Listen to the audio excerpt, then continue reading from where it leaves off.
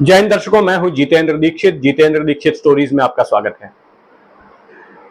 दर्शकों, अगर मैं आपसे पूछूं कि एमएनएस प्रमुख राज ठाकरे और बिहार के मुख्यमंत्री नीतीश कुमार में कौन सी बात कॉमन है, तो आप कहेंगे कि दोनों ही राजनेता हैं। एक बिहार का राजनेता है, एक महाराष्ट्र का राजनेता है। इसके अलावा और क्या कॉमन हो सकता है?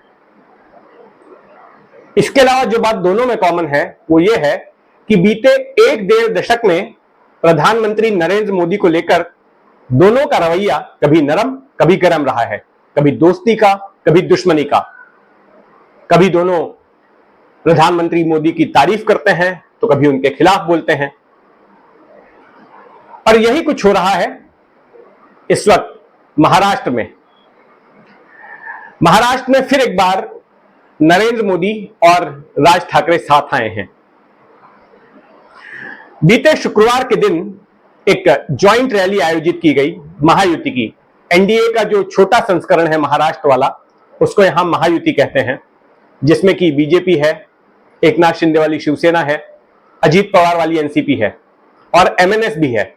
एमएनएस इस तरह से है कि एमएनएस चुनाव नहीं लड़ रही है, अपने उम्मीदवार नहीं उतार रही है, लेकिन एमएनएस प्रमुख राज ठाकरे ने घोषणा की है कि उनकी पार्टी प्रधानमंत्री नरेंद्र मोदी को फिर से एक बार प्रधानमंत्री बनाने के लिए काम करेगी और उनको अपना समर्थन जाहिर किया है।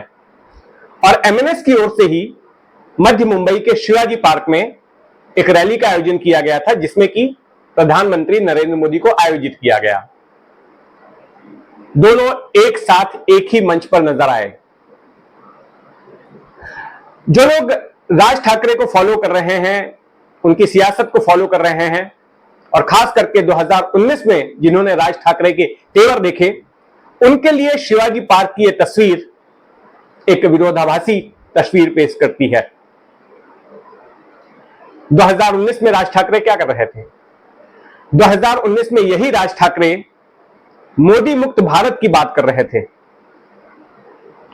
मोदी को प्रधानमंत्री पद से हटाने की बात कर रहे थे, मोदी के लिए गए फैसलों की निंदा कर रहे थे और यह आरोप भी लगा रहे थे कि मोदी भले ही देश के प्रधानमंत्री हों, लेकिन वो इस तरह का बर्ताव कर रहे थे जैसे वे गुजरात के प्रधानमंत्री हैं, क्योंकि गुजरात की तरफ उनका झुकाव ज्यादा नजर आता है। जो भी करते हैं गुजरात के हित के लिए करते हैं। विदेशी मेहमान भी आते हैं तो उनको गुजरात भेजा जाता है। जो बड़े सरकारी प्रोजेक्ट्स हैं वो भी गुजरात जाते हैं। बुलेट ट्रेन भी उन्होंने गुजरात से शुरू की। तो इन तमाम बातों को लेकर राज ठाकरे उन पर निशाना साधते थे और 2019 में भी इस बार की तरह उन्होंने चुनाव नहीं लड़ा था, लेकिन तब वे राज्य भर में घूम घूम कर मोदी के खिलाफ प्रचार करते थे और मोदी के जो पुराने बयान हैं वीडियो के, उनको अपने मंच की स्क्रीन से दिखाते थे और मीडिया ने उनके इस प्रचार मुहिम को लाओ रे तो वीडियो नाम से मशहूर कर दिया था, क्योंकि जब भी वो मंच पर जाते थे और वीडियो लगाने की बात करते थे तो एक वाक्य उनके मुंह से निकलता था, लाओ रे तो वीडियो, यानी कि लगाना तो जरा वो वीडियो। और फिर मोदी के पुराने बयानों को दिखाते हुए बताते थे कि देखिए मोदी की कथनी और करनी में कितना फर्क है।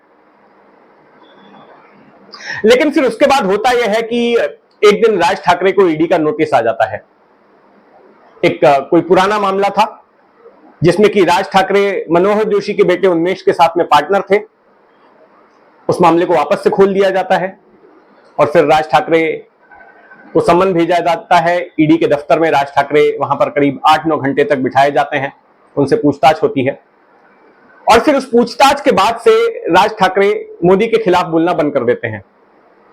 उसके बाद शायद ही कोई बयान उनका आया जब उन्होंने मोदी को टारगेट किया। और अब तो वो मोदी के लिए वोट मांगते नजर आए। जो शिवाजी पार्क में सभा हुई, वहां पर उन्होंने लोगों से अपील की कि मोदी को फिर से एक बार प्रधानमंत्री बनाइए, मोदी को वोट दीजिए। अगर हम 13-14 साल पीछे चले जाएं तो हम पाते हैं कि राज ठाकरे के रिश्ते मोदी के साथ तब अच्छे हुआ करते थे। मोदी के जिस गुजरात मॉडल की तारीफ हो रही थी, राज ठाकरे उसको देखने के लिए गुजरात गए। वहां पर तब मोदी वहां के मुख्यमंत्री थे और उन्होंने राज ठाकरे का खूब जोश खरोश से स्वागत किया और तमाम विभागों के सेक्रेटरीज को कहा कि राज ठाकरे को प्रेजेंटेशन दीजिए और उन्हें बताइए कि गुजरात मॉडल किस तरह से बना, किस तरह से गुजरात ने तरक्की की। और राज ठाकरे के लिए पलक पावड़े बिखेरे गए, राज ठाकरे को प्रेजेंटेशंस दिए गए, राज ठाकरे गुजरात के कई इलाकों में घूमे और उसके बाद में मीडिया से बातचीत करते हुए राज ठाकरे ने मोदी की काफी तारीफ की और तारीफ इस हद तक कर दी कि वो पहले शख्स बने जिन्होंने की कहा कि मोदी को देश का प्रधानमंत्री बनना चाहिए। उनकी पार्टी की तरफ से यह आवाज बाद में आई, लेकिन राज ठाकरे ने बात कह दी थी कि मोदी को देश का प्रधानमंत्री बनना चाहिए। फिर 2014 के लोकसभा चुनाव हुए।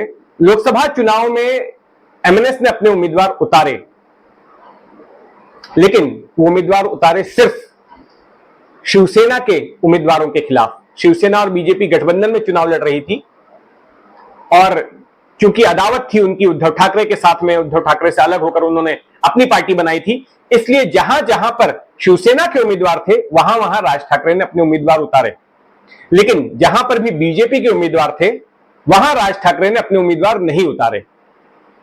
एक तरह से समर्थन किया, यानी कि 10 साल पहले भी राज ठाकरे समर्थन कर रहे थे, मोदी का 10 साल बाद अब भी कर रहे हैं। हालांकि राज ठाकरे को लोकसभा चुनाव में एक भी सीट हासिल नहीं हुई। उस लोकसभा चुनाव में मोदी जीत गए, प्रधानमंत्री बन गए, लेकिन उन 4-5 सालों में राज ठाकरे का मोदी के प्रति नजरिया बदल गया और वो मोदी के लिए गए फैसलों की निंदा करने लगे। डिमोनेटाइजेशन का फैसला, बुलेट ट्रेन का फैसला, जो जमीन अधिग्रहित की जा रही थी बुलेट ट्रेन के लिए महाराष्ट्र में, उसका इनकी पार्टी ने विरोध किया और भी कई बातों को लेकर मोदी पर निशाना साध रहे थे राज ठाकरे। 2019 में उसकी पराकाष्ठा हुई जब बाकायदा उन्होंने मुहिम चलाई और उससे कहीं ना कहीं कांग्रेस एनसीपी को अंदेशा जताया जा रहा था कि फायदा पहुंच सकता है, या यह भी आरोप लगे कि कांग्रेस एनसीपी के कहने पर वो ऐसा कर रहे हैं।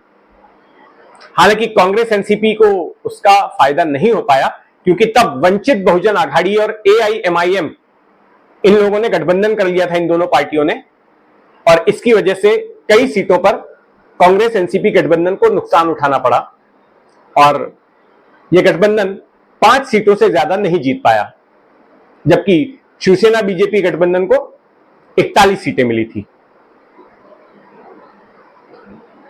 अब राज ठाकरे की सफाई है कि 2019 में जब वो मोदी की निंदा कर रहे थे तो निंदा 2014 से लेकर 19 के कार्यकाल तक की कर रहे थे,